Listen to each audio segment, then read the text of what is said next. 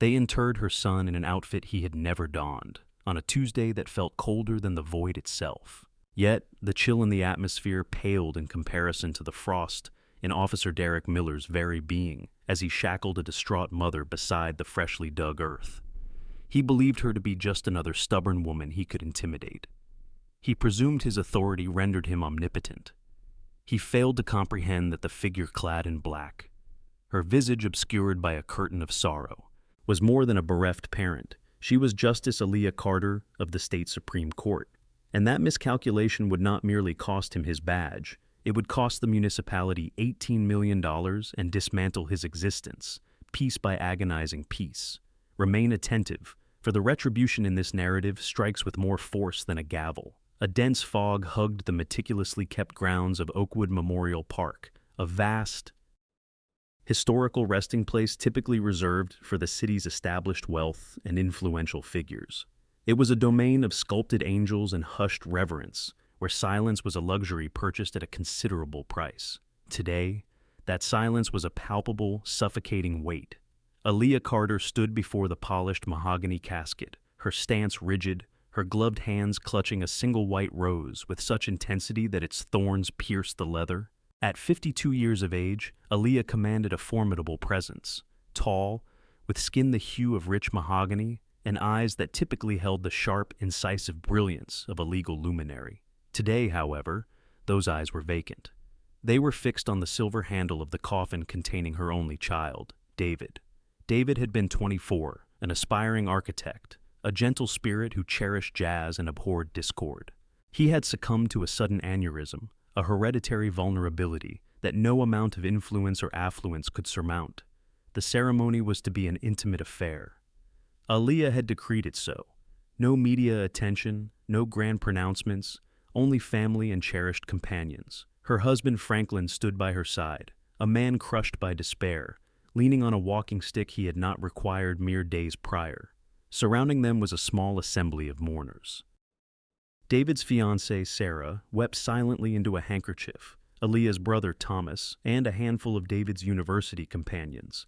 The presiding cleric, Father O'Malley, was midway through reciting the 23rd Psalm when the unmistakable crunch of gravel shattered the solemnity. It was not the measured, respectful sound of a funeral vehicle. It was the hurried, aggressive approach of a car traveling at excessive speed. A black and white patrol SUV swerved around a curve in the cemetery's lane, its tires flinging mud onto the immaculate turf. It halted less than 20 feet from the burial site, its engine idling loudly, a jarring mechanical intrusion upon the hallowed ground. Franklin flinched. Aaliyah remained motionless. She did not turn. She refused to allow the external world to disrupt her focus on her son. The driver's side door swung open. A boot struck the earth, followed by the entirety of Officer Derek Miller. Miller, in his early 30s, sported a closely cropped haircut and a countenance perpetually etched with a sneer of annoyance. He adjusted his belt, his substantial equipment clattering as he moved, and strode onto the grass. He did not remove his sunglasses despite the overcast sky. Quote, _0, Miller's voice boomed, lacking any deference to the somber occasion. "Who's in charge here?" Father O'Malley faltered, his mouth agape, the holy water sprinkler suspended mid-air. The assembled mourners turned, shock evident on their features. "Officer," Father O'Malley stated, his voice trembling faintly with righteous indignation, "we are presently engaged in a committal service. Surely whatever matter you have can be deferred." "Can't wait," Miller interrupted, advancing. He disregarded the priest and surveyed the modest gathering, his gaze settling upon Aaliyah. She still had not turned. He disdained this lack of acknowledgement. Derek Miller thrived on recognition. He had served on the force for 8 years, and in his estimation, his uniform demanded immediate compliance. When individuals averted their eyes, he interpreted it as either guilt or arrogance. And arrogance, particularly from those he deemed inferior, he detested. "You in the veil," Miller declared, extending a finger towards Aaliyah's back. Quote, _6, Franklin stepped forward, his hand quivering on his cane. Quote, _7, quote, _8, Miller retorted sharply, his hand instinctively moving towards his sidearm. Quote, Franklin stated, his voice escalating. Quote, 10, quote, 11, Miller asserted. Fabricating, or perhaps misinterpreting the information. Or perhaps he wasn't fabricating. It was conceivable that the precinct's malfunctioning computer system had generated an error. However, Miller harbored no inclination towards verification. He observed a group of black individuals in an upscale cemetery, possessing a vehicle that cost more than his residence, and his ingrained prejudices filled in the missing details. Quote, 12, Thomas, Aaliyah's brother, interjected, positioning himself between Miller and his sister. Thomas was a substantial man, a retired linebacker, and his imposing physique seemed to trigger Miller's fight-or-flight response. Miller unclipped his taser. Quote, 13. The tranquil funeral had devolved into a tense confrontation. The wind rustled through the trees, sounding like a collective sigh from the departed. Finally, Aaliyah turned. She moved deliberately, with a grace that was almost unnerving.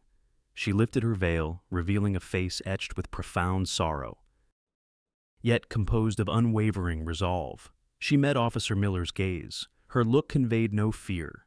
It was one of detached, analytical scrutiny, akin to a biologist examining a particularly distasteful specimen under a microscope. "Officer," Aaliyah intoned. Her voice was low, hoarse from days of weeping, yet it possessed the distinct, clipped articulation of the courtroom. "I implore you, as a mother laying her child to rest, to depart. Reconfirm your system's data. Contact your supervisor, but do not desecrate this solemn moment." Miller scoffed. He noted the expensive attire, the pearls, the defiance. He did not perceive a judge. He saw a woman presuming to instruct him. "I have no need to contact anyone," Miller sneered, stepping onto the burial plot, his boots sinking slightly into the soft earth intended for the grave. "I require identification immediately, or I will be taking you in for obstruction and possession of stolen property." "You are standing on my son's grave," Aaliyah whispered. The ambient temperature seemed to plummet by 10 degrees. "I don't care if I'm standing on the Pope's," Miller spat. "ID now." "My purse is in the vehicle," Aaliyah stated calmly. "Convenient," Miller chuckled darkly. He reached out and grasped Aaliyah's arm. The contact sent a jolt through the air. The mourners gasped. Franklin cried out, lunging forward, but Thomas restrained him, knowing that if Franklin raised his cane, Miller would likely shoot him. Quote, 23, Sarah shrieked. Quote, 24, Miller declared, yanking Aaliyah forward. The white rose slipped from her grasp, falling into the mud near his boot. He crushed it as he spun her around. Quote, 25, Aaliyah inquired. She offered no resistance. She understood the legal framework far better than he ever could. She knew that any form of opposition, even passive, would grant him the legal justification to escalate his force. She went limp, allowing him to maneuver her arms behind her back, feigning resistance, disorderly conduct, and suspected grand theft auto. Miller rattled off the charges, the handcuffs clicking shut tightly against her wrists. They were excessively tight. He had cinched them deliberately. Quote, 26, Aaliyah stated, her face pressed against the cool fabric of his uniform as he manhandled her. Quote, 27, quote, 28, Miller mocked, pushing her towards the patrol car. The irony hung in the air, thick and poisonous. Quote, 29, Aaliyah murmured, almost to herself. Miller either did not hear her or did not credit her statement. He marched her away from her son's open casket. Aaliyah twisted her head back, her eyes locking onto the mahogany box one final time. She had been denied the chance to say goodbye. She had been denied the opportunity to cast the first handful of earth. As Miller shoved her into the back of the squad car, slamming the door with gratuitous force, he felt a surge of triumph. He had asserted his dominance. He had cleared the scene. He climbed into the driver's seat, radioing dispatch. Quote, 30. He glanced in the rearview mirror. The woman sat ramrod straight, her gaze fixed directly on him. She was no longer weeping. Her grief had been compartmentalized, sealed away behind a fortress of cold, fury-driven calculation. Miller turned up the radio, drowning out the silence. He believed he had merely ruined her day. He had no inkling that he had just signed the death warrant for his career, his precinct's financial stability, and the city's reputation. The journey to the 4th Precinct was brief. Miller whistled along to a country music tune. In the back, Justice Aaliyah Carter closed her eyes and commenced drafting the lawsuit. Mentally, she itemized every infraction: Fourth Amendment violations, excessive force, intentional infliction of emotional distress, breach of due process. But beyond the legalities, her thoughts were of David. She considered the profound disrespect shown to his memory. And for the first time in her 30-year professional tenure, Aaliyah Carter did not merely seek justice. She craved retribution. The 4th Precinct exuded the aroma of stale coffee, industrial floor cleaner, and profound misery. It was a sensory assault that Justice Aaliyah Carter knew intimately, typically from the detached perspective of a bench review or a case file. Today, she was inhaling it directly. Officer Derek Miller paraded her through the bullpen like a trophy hunter displaying a prized kill. He gripped her upper arm firmly, his fingers digging into the flesh just above her elbow. He desired the observation of his colleagues. He craved their approbation. Quote, 31, Miller announced, slapping a folder onto the high booking counter. He leaned against the counter, flashing a grin at Sergeant Kowalski, a veteran officer whose under-eye bags were so pronounced they could accommodate groceries. Quote, 32, he continued, quote, 33, Kowalski did not look up from his computer screen. He was chewing on a toothpick, his patience clearly at an end. Quote, 34, Miller elaborated, waving a dismissive hand. Quote, 35, Aaliyah stood perfectly still. The handcuffs were constricting the circulation to her thumbs. Her attire, a custom-made black silk ensemble from a Parisian boutique, was rumpled and bore mud stains on the hem. Quote,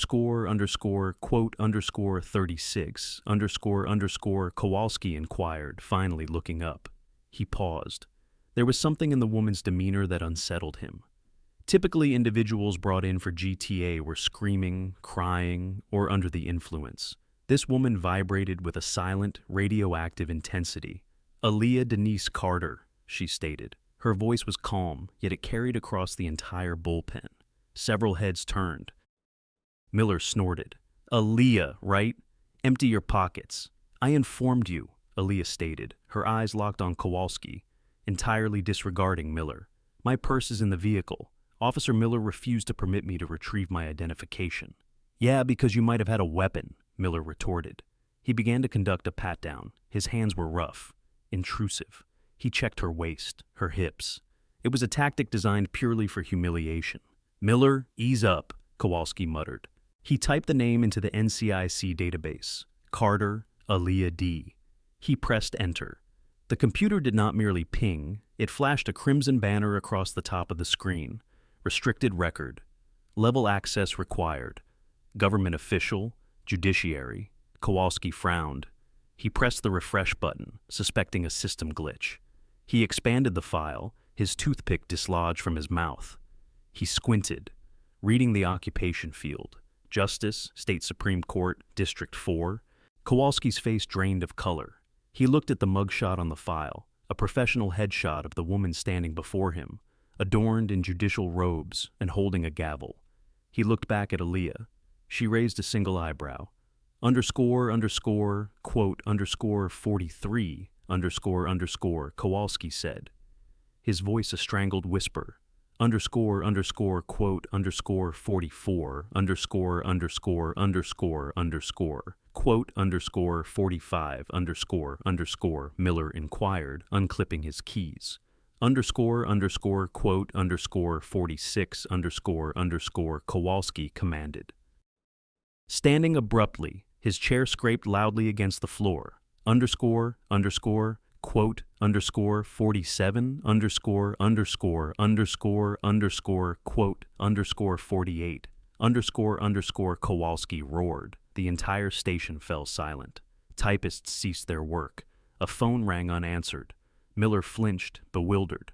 __quote_49__, Kowalski hissed, leaning over the desk, his eyes wide with panic.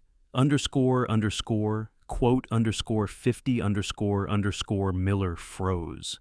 He looked at Aaliyah. He looked at the screen. He looked back at Aaliyah. The ensuing silence was more deafening than a gunshot. __quote_51. Miller stammered. __quote_52__, quote_53. Aaliyah stated. She spoke into the profound silence, her voice resonating like a judicial decree. __quote_54_, suddenly, the precinct doors burst open. Captain Reynolds, the precinct commander, stormed out of his office, frantically adjusting his tie. Behind him was a man in a sharp suit, Franklin's attorney, Marcus Thorne, one of the most formidable litigators in the state. "Where is she?" Reynolds demanded. He spotted Aaliyah and appeared as though he might suffer a cardiac event. He rushed over, shoving Miller aside with such force that the officer stumbled into a filing cabinet. "Justice Carter!" Reynolds gasped, fumbling for the key on his own belt to unlock her handcuffs. His hands trembled. "I am so sorry. A terrible mistake has been made. I just received a call from the mayor." The cuffs clicked open. Aaliyah rubbed her wrists. Deep red welts marked where the metal had bitten into her skin. She did not look at the captain. She turned slowly towards Officer Miller. Miller was pressed against the cabinet, his face ashen. The arrogance had vanished, replaced by the primal terror of a predator who suddenly realizes he has stumbled into a lion's den. __quote_58_, Aaliyah stated softly. __quote_59_. The captain's office was more comfortable than the holding cell, but Aaliyah refused to sit. She declined the offered water. She refused the ice pack for her wrists. To accept their solicitations for comfort would be to concede that this was a mere misunderstanding, something that could be easily smoothed over. It was not. This was war. "Justice Carter, please," Captain Reynolds pleaded, sweat beading on his forehead. "Officer Miller is zealous. He is young. He saw a flagged plate. It was a clerical error in the DMV database. We've confirmed that now. He did not know who you were." "Does it matter who I am, Captain?" Aaliyah inquired, standing by the window, gazing out at the parking lot, where her husband Franklin waited beside the recovered Mercedes. "Excuse me? If I were a nurse," Aaliyah continued, turning to face him, "or a school teacher, or a cashier, would it have been acceptable for him to drag me from my son's grave? Would it have been acceptable for him to bruise my wrists because he did not appreciate my tone?" Reynolds swallowed hard. "No, of course not. But he did not arrest me because of a license plate, Captain. He arrested me because he wished to humiliate a black woman who did not fear him," Aaliyah stated. Her voice was devoid of emotion, which made it all the more terrifying. "He desired submission, and now he will receive a lesson in the very law he swore to uphold." Marcus Thorne, her attorney, stepped forward, holding up his phone. "We are departing, Captain. I have already documented the injuries. We are proceeding directly to the hospital for a formal medical report. Do not delete the booking footage. If even a single second of that video disappears, I will legally burn this precinct to the ground." "It will not disappear," Reynolds promised, looking defeated. Aaliyah walked out of the office. She moved through the bullpen. Every officer averted their gaze, staring at the floor or feigning work. No one wished to make eye contact with the woman who could issue their warrants or invalidate their cases. Near the exit, Officer Miller sat on a bench, stripped of his gun belt and badge. He appeared diminished. Upon seeing Aaliyah, he stood, perhaps out of reflex, perhaps to attempt an apology. Miller began. Aaliyah did not stop. She did not slow her pace. She walked past him as if he were a piece of incidental furniture. She denied him the dignity of an interaction. He was already a specter to her, a defendant in a future case file, nothing more. She pushed through the double doors and stepped into the cool afternoon air. Franklin was there. He dropped his cane and enveloped her in his arms. For the first time since entering the patrol car, Aaliyah's shoulders slumped. She buried her face in her husband's shoulder, inhaling the familiar scent of his cologne and the faint lingering fragrance of funeral incense. "Did they hurt you?"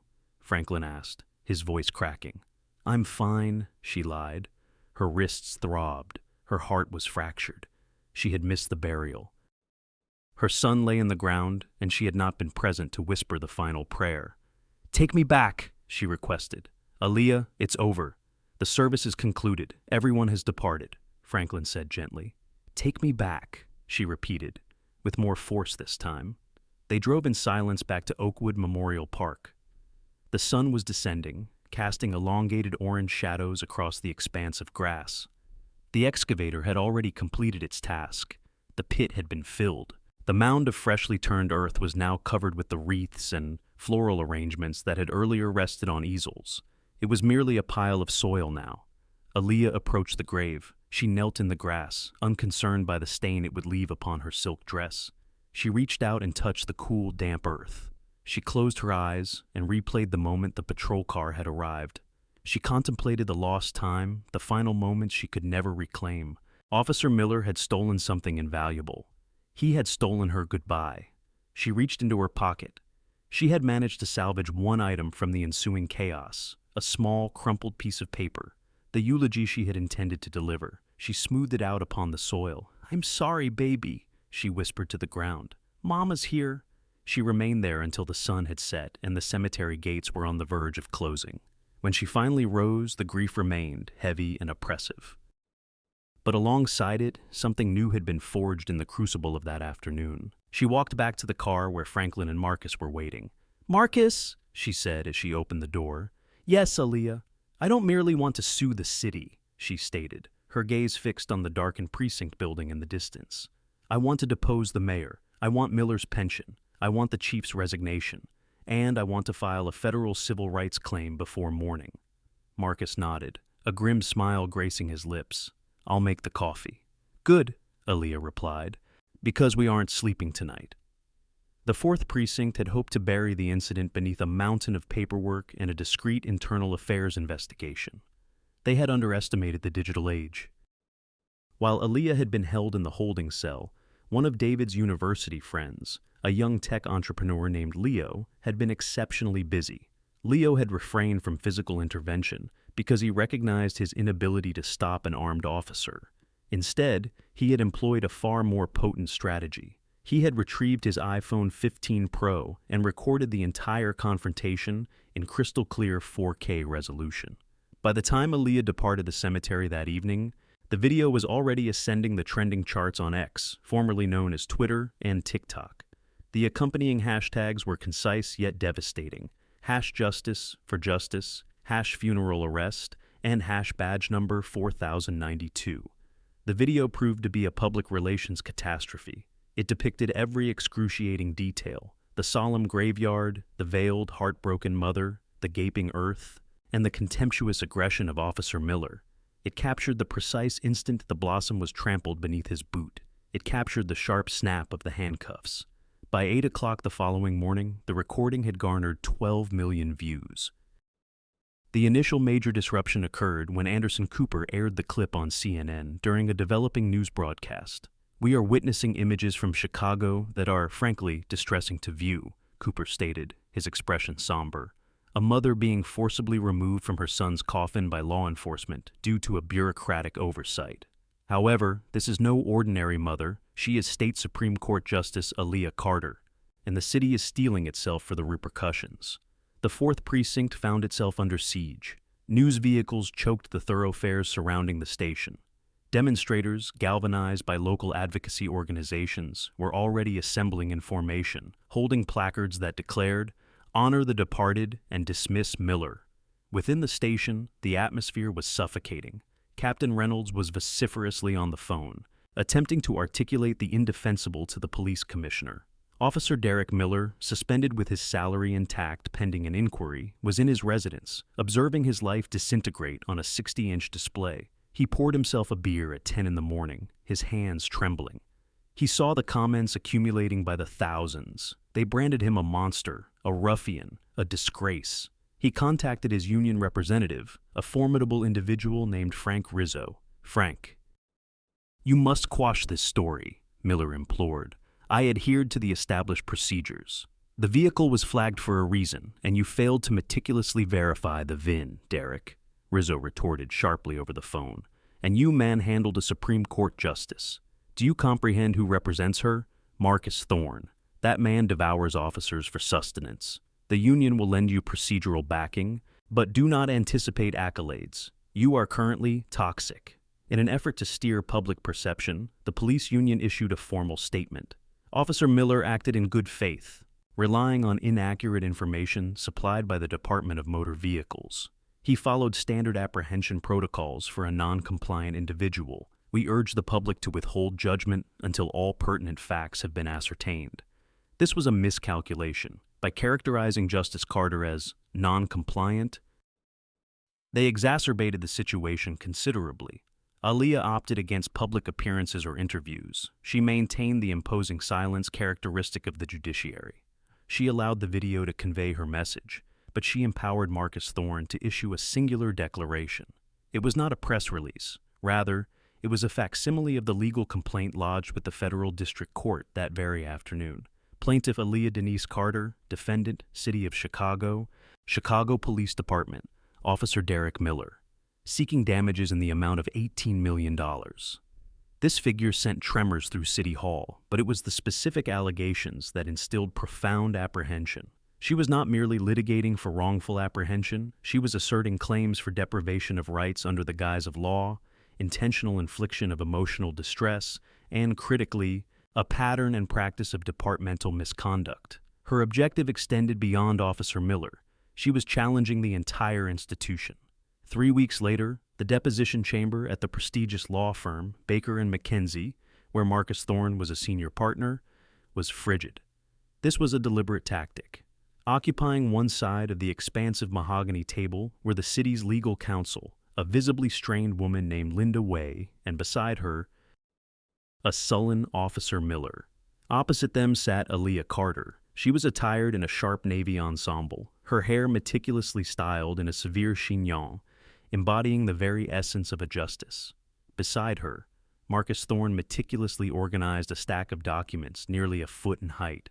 This marked the discovery phase of the litigation, during which both parties were obligated to exchange evidence.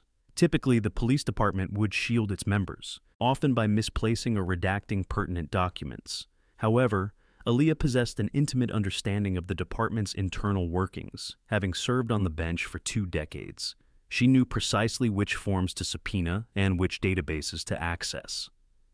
"Let us examine Exhibit C," Marcus stated, sliding a document across the table. Miller glanced at it.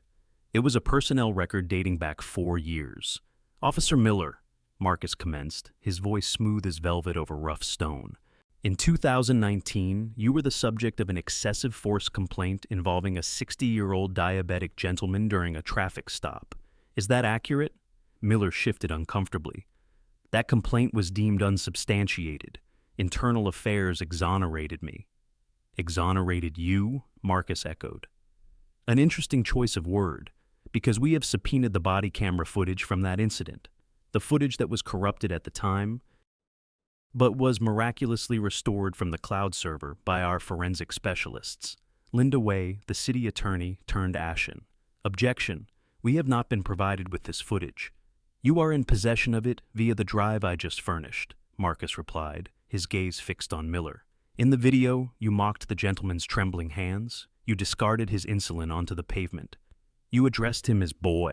Miller remained silent, a bead of perspiration tracing a path down his temple.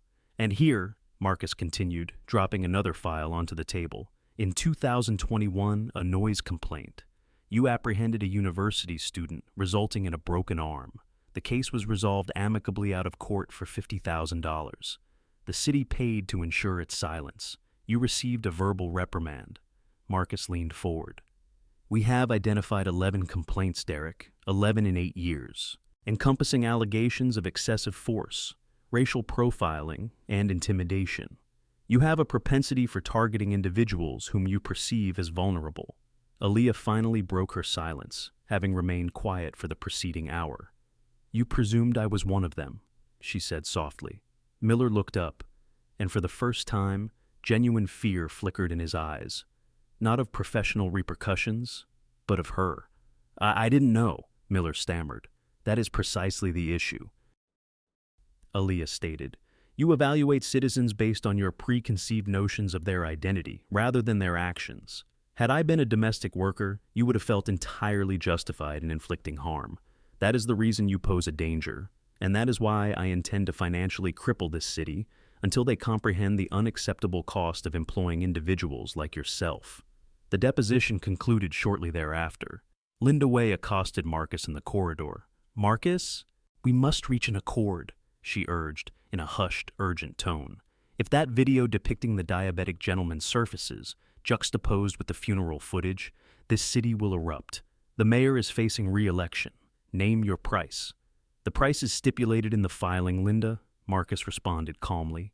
$18 million. That is simply unfeasible. The city council will never sanction such a figure. Then we proceed to trial, Marcus declared, glancing at his watch. And I will place Aaliyah Carter on the stand. Do you truly wish for a Supreme Court justice to recount to a jury how a police officer stood upon her son's grave? Linda Way massaged her temples. She recognized their compromised position, but a final condition remained. Aaliyah desires more than just financial compensation, Marcus added. What? Miller will relinquish his badge permanently, and he will issue a public on-camera apology drafted by us, Linda sighed. He will never consent to such terms. He possesses considerable pride.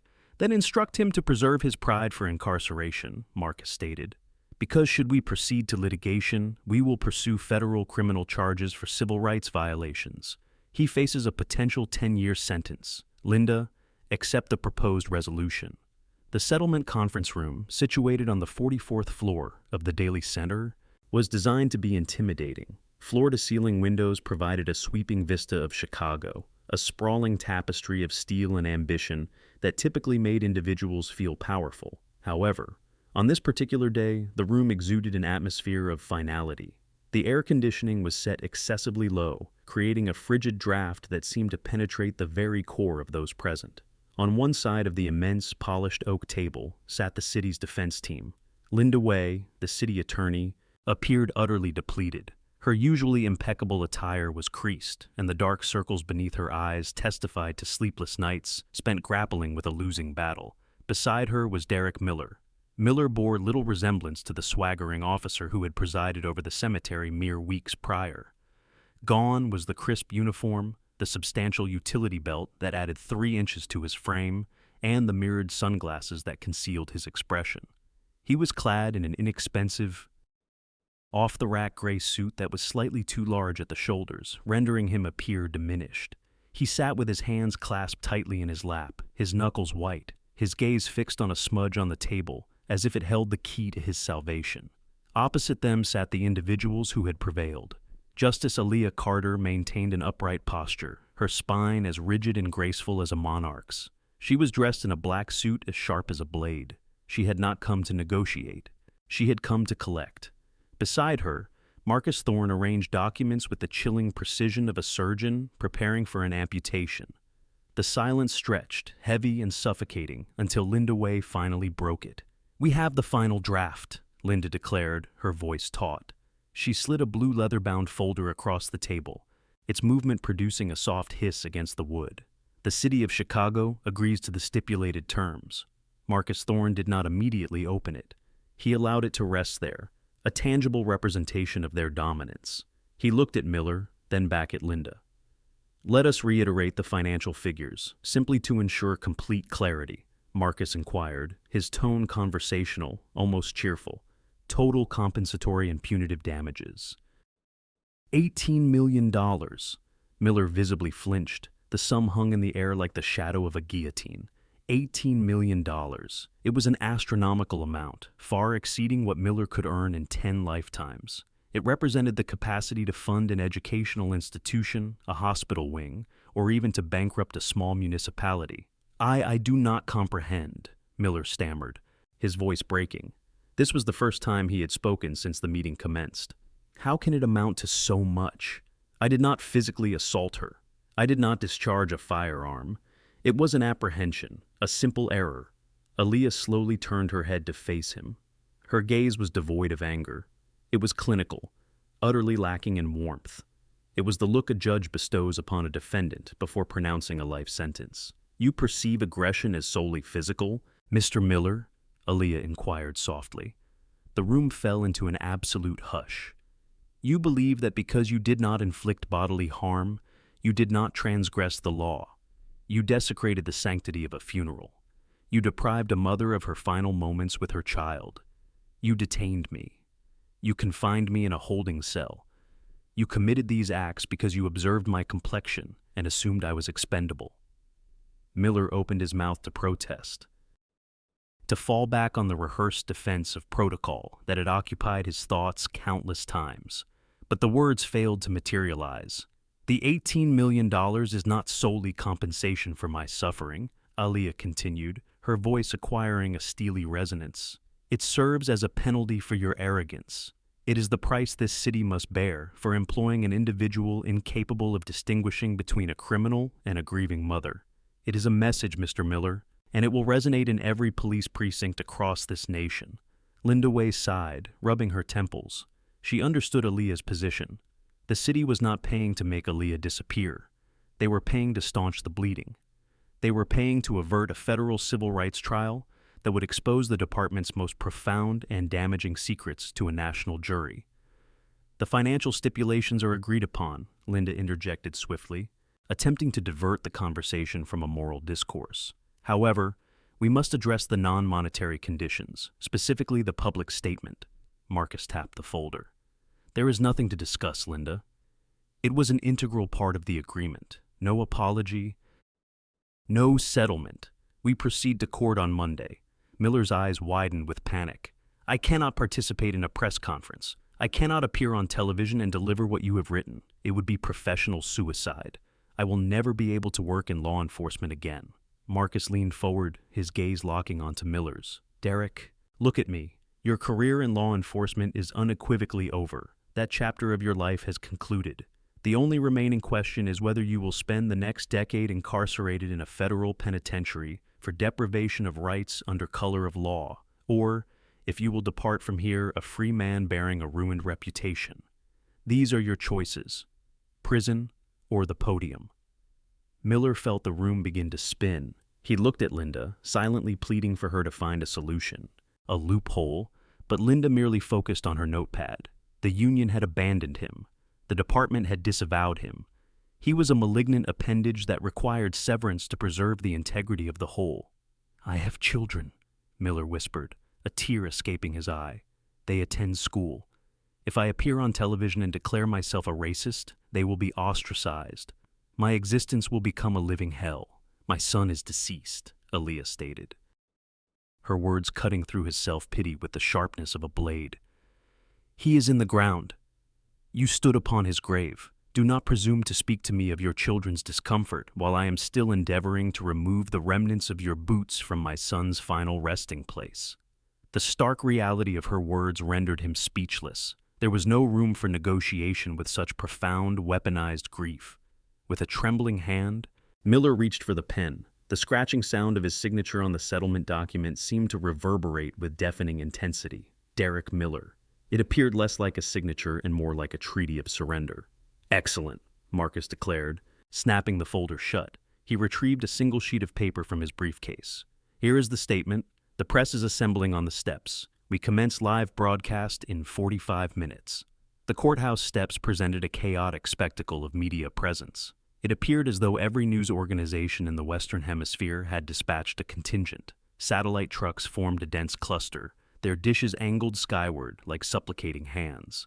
A forest of microphones, representing CNN, Fox, MSNBC, and the BBC, had been affixed to the podium. The wind, gusting off Lake Michigan, was sharp and biting, but the heat emanating from the camera lights was intense as the doors opened and the group emerged.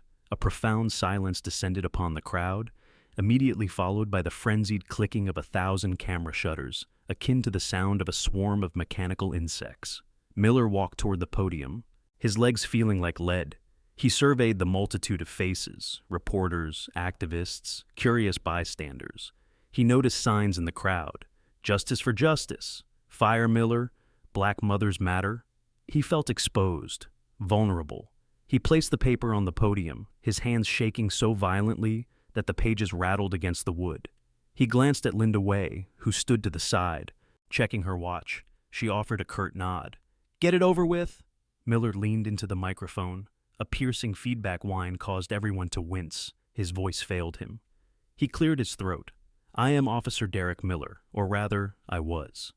He looked down at the script meticulously crafted by Aaliyah and Marcus. It was unsparing in its candor, devoid of passive constructions or allowances for error. It demanded accountability. "On October 14th, Miller read, his voice adopting a shaky, almost robotic cadence, "I disrupted the funeral of David Carter. I did so without sufficient probable cause. I disregarded the heartfelt pleas of a bereaved family.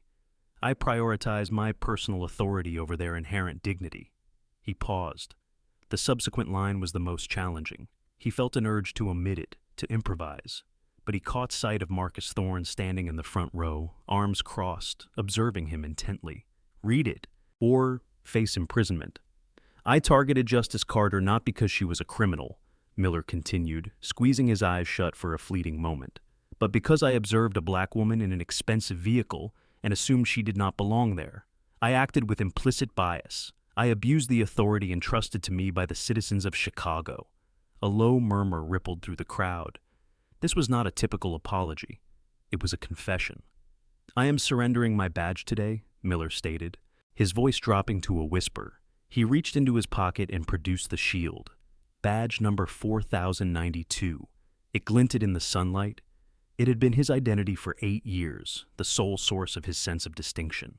He placed it on the podium, where it landed with a solid, metallic thud. "I am resigning from the force, effective immediately. I am not a victim of cancel culture. I am a casualty of my own prejudice. I am profoundly sorry." He stepped back. The barrage of questions began instantaneously. Reporters shouted over one another. "Officer Miller, will you face criminal charges? How do you feel about the $18 million? Did you know who she was?" Miller offered no response. He was incapable of doing so.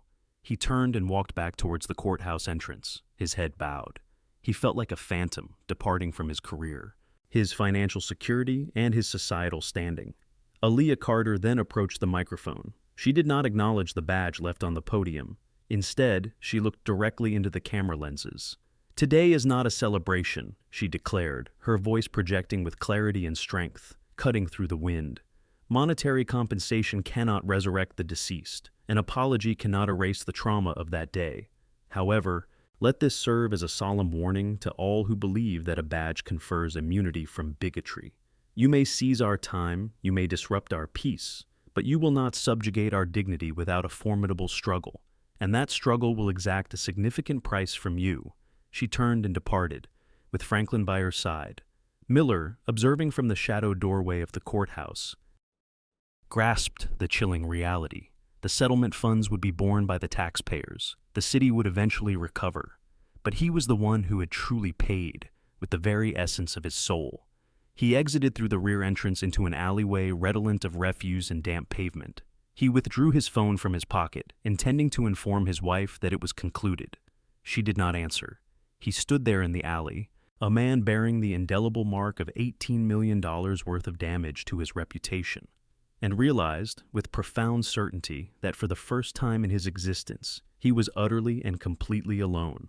1 year later, time in Chicago is often measured by the severity of its winters. However, for Derek Miller, the preceding 12 months had constituted an extended, unremitting period of frigid isolation. The city had moved forward. The news cycle had relentlessly advanced, supplanting the scandal of the cemetery arrest, with revelations of political corruption and reports on sporting events. Yet, for Miller, time had frozen the instant he placed badge number 4092 upon that podium. He had anticipated the protective embrace of the blue wall of silence. He had erroneously assumed that once the cameras were off, the union would discreetly secure him a desk position in a tranquil suburb or perhaps a private security role through a connection. He was mistaken. Derek Miller had become anathema. The video depicting his aggressive encounter with a Supreme Court justice at a funeral was now utilized in police academy training sessions nationwide as the quintessential example of conduct to be avoided. No precinct would consider employing him. Private security firms, wary of potential legal repercussions and negative public relations, discarded his resume the moment his name appeared. His personal life had imploded with similar efficiency. His wife, unable to endure the death threats, the vandalized tires, and the pervasive shame of being associated with the racist cop at the local grocery store, had relocated to Wisconsin 3 months after the settlement. She took the children, she took the dog. She left him with a foreclosure notice and a silent residence permeated by the lingering scent of stale beer and profound regret. Now, on a crisp spring evening, Miller stood shivering outside a gleaming new edifice on the city's south side. He was no longer wearing a uniform. He was clad in an ill-fitting, fluorescent yellow nylon windbreaker emblazoned with the words "Secure Corp" in peeling letters across the back. He was a security guard earning minimum wage, and the universe, with its darkly ironic sense of humor, had assigned him to the very location that served as a monument to his downfall. He was guarding the David Carter Center for Architecture and Design. The building was breathtaking, financed entirely by the $18 million in compensation Aaliyah Carter had procured from the city. It ascended from the pavement like a harmonious composition of glass and sustainable timber. Its design intended to evoke the fluid rhythms of jazz music, David's personal favorite. It stood as a beacon of hope in a neighborhood that the city had long marginalized. Inside, the grand opening gala was in full swing. Through the expansive glass windows, Miller could perceive the warmth and vibrancy within. He saw crystal chandeliers, elegantly attired waiters circulating with trays of champagne, and a gathering of the city's influential figures, politicians, artists, and community leaders, celebrating Black excellence. Standing in the biting chill, Miller was positioned by the velvet barrier, his duty to prevent any undesirable individuals from entering. The bitter irony settled in his throat like grit. He was himself. Precisely the sort of person he was meant to keep out. "Your pass, please," Miller mumbled, his gaze averted as a couple approached. He ran their digital code over his damaged phone. "You may proceed." He endeavored to become unnoticeable, pulling the brim of his cap low. His fervent wish was not to be recognized. This meager income was crucial. He was currently residing on his brother's sofa, and if he lost this temporary employment, he would be entirely without shelter. Abruptly, the imposing double doors creaked open. A wave of applause and the lively strains of jazz music washed out onto the pavement, followed by a sudden quiet. The individual being honored was exiting. Miller tensed. He knew who it was before even looking up. He sensed her presence, an inescapable force drawing him in. Justice Aaliyah Carter emerged onto the crimson carpet. She was a vision of grace. Her attire was a gown of deep emerald, shimmering against her dusky complexion, adorned with a delicate gold chain around her neck, from which hung a small locket. It held David's likeness. The profound, crushing sorrow that had shadowed her since the funeral was no longer evident. She moved with a clear resolve. She had transformed the most agonizing moment of her existence into a monument of resilience. Franklin stood by her side, a look of pride on his face, offering his arm not for support, but as a gesture of unity.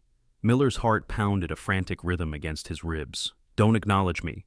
Quote, 90, Just get into the vehicle. Please just get into the vehicle, quote, 91, Justice Carter, quote, 92, Mr. Miller, quote, 93, I'm just working, trying to get by, quote, 94, I can see that. __quote_ 95 ___. It's a considerable descent, isn't it? __quote_ 96 ___. I lost everything. __quote_ 97 ___. My pension, my family, all of it dot __quote_ 98 ___. You lost what you took for granted. Quote _99 David Carter quote 100 ___. And now you are safeguarding the legacy of the man you disrespected. You are standing guard over my son's sanctuary. Miller followed her line of sight. He fixated on the name. The realization struck him with the impact of a physical blow. He wasn't merely performing a job. He was acting as a subordinate within the domain of his victim. He was the hired attendant for the spectral image of the boy he had scorned. I didn't connect the dots until I was assigned the shift, Miller stammered. Karma possesses a peculiar sense of humor, Derek, Aaliyah remarked. The valet finally brought the car forward. Franklin opened the rear door. Aaliyah turned back to Miller for one final moment. She stepped closer, encroaching on his personal space, compelling him to meet her gaze. Perform your duties well this evening, she said quietly. Ensure that those within feel secure. That was our sole desire, Officer Miller, to feel secure. She did not wait for a reply. She settled into the plush leather interior of the Mercedes, the door closing with a solid, resonant click. Miller remained rooted to the spot. He watched the receding taillights of the vehicle vanish into the Chicago night. The wind intensified, slicing through his flimsy nylon jacket. He shivered. A group of jubilant architecture students, young, black, and exceptionally bright, precisely the individuals David had aspired to assist, passed by him, heading towards the gathering. "Excuse me, sir," one of them politely inquired. "Could you take a photograph of us in front of the sign?" The student extended a mobile device. Miller looked at the phone. He observed the students, brimming with life and promise. He then looked up at the sign. David Carter Center. "Yes," Miller murmured, accepting the phone. His hands trembled. "Yes, I can do that." He raised the camera. He framed the composition. He centered the students beneath the name of the young man whose memorial service he had marred. He captured the image. He returned the phone. The students offered their thanks, oblivious to his identity, unconcerned. To them, he was merely a piece of the scenery, an insignificant figure in a yellow jacket. As they proceeded inside to celebrate the future, Derek Miller turned back towards the street, pulled up his collar, and stood in the cold, guarding an entrance he would never be invited to cross. And thus, the narrative concludes, not with a forceful declaration, but a subtle intimation. Derek Miller believed his badge conferred a regal status. However, he overlooked that a monarch without a dominion is merely an individual adorned in regalia. He dedicated his career to diminishing others. Ultimately, he became the most insignificant man in the metropolis, compensated with a minimal wage to oversee the legacy of the very family he sought to devastate. It serves as a stark reminder that while the wheels of justice may turn slowly, they grind with extreme precision. Aaliyah Carter transmuted her suffering into strength, while Miller's prejudice forged his own confinement. If you found this account of high-stakes justice and ultimate retribution satisfying, please perform a simple gesture of support. Click the like button with enthusiasm. It aids the algorithm in reaching individuals who would benefit from this narrative. Subscribe to the channel and activate the notification bell to ensure you don't miss any future uploads. I am eager to hear your perspectives in the comments section. Do you believe Miller's outcome was just? Was the protracted humiliation a greater punishment than incarceration, or did he escape too lightly? Share your thoughts below. Thank you for your viewership. Remain safe, and always remember to tread carefully, for you may find yourself standing upon the very foundation of your own downfall.